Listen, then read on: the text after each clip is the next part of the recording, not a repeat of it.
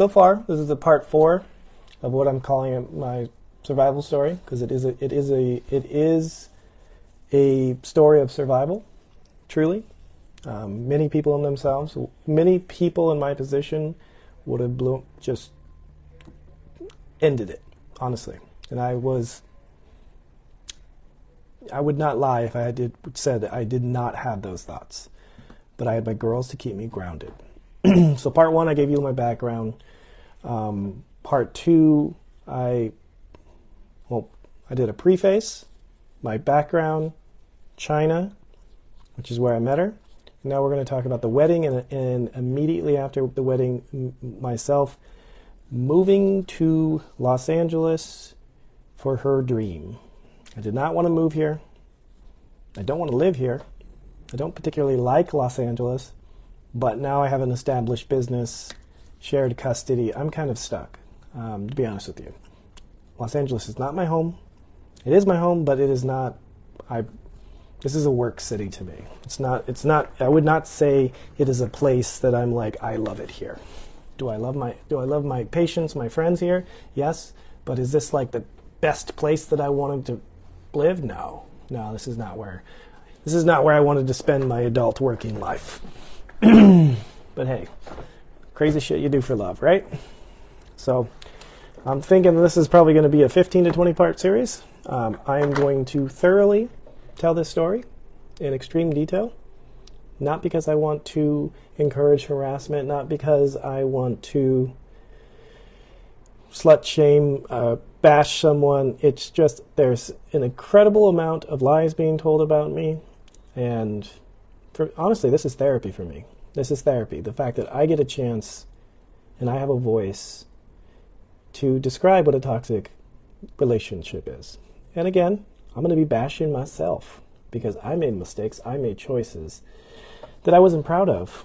And in order for a toxic relationship to continue, you have to be toxic yourself. So yes, I was toxic. This is an unadulterated version. So anyways, we moved to China, and I'm told that I need to have a member of my family at the wedding. And so I asked my mom several months before. She didn't have a passport. I think she'd been on a plane maybe once before, but it was the first time for her international travel for sure. She had to get a passport, a visa, which is getting a visa to Nigeria is a nightmare. And had to get her ready. So yeah, so I went to Nigeria in November or something like that. And was there for several weeks, and then my mom showed up, and we planned on doing a very small wedding. It was just like 40 people, her family, my mom, which is very strange in their culture for a mom to come, not for a dad to come, but my dad's not the kind of guy that like really has any desire to go to Africa, and my mom represented me, and it was very non-traditional. And interesting enough, there was like some interesting traditions that I thought were a bit strange, but I respected them. Like the elders of the village had requests. Mainly it was beer and cigarettes. So I always made jokes that I paid for my wife with beer and cigarettes, just because it's funny. There was some sacrificing of some animals. I believe it was like a goat and a chicken and a cow or something. I wasn't there a part of it, but it was part of the ceremonial process, which I found to be intriguing that was still being done. But hey, I respect everyone's culture, and how people choose to say their marriage vows I completely respect, because it's all like tradition, culture.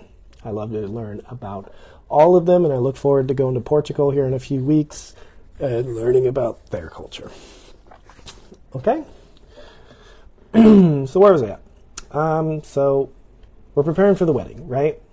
Like I have my traditional gowns, and I'm in Nigeria, Lagos, but immediately I noticed the traffic, and there wasn't really anything to do there, except for partying. Like that's pretty much what you do in Lagos. You party and then you hang out at home. But I wanted to do other things. So anyways, we're preparing for this, and we were trying to do a cheap wedding, like cheaper, because we needed to move in LA and establish a new life. And I spent a lot of money in China making sure we had lots of fun. Like, we were always going out and doing things and eating the best food. So, I mean, I didn't care. I was like, screw it. You only live in China once. Let's just live it up. Right? So there was an interesting occurrence, and I would have never known about this if she hadn't published a book. But when we were preparing for the wedding,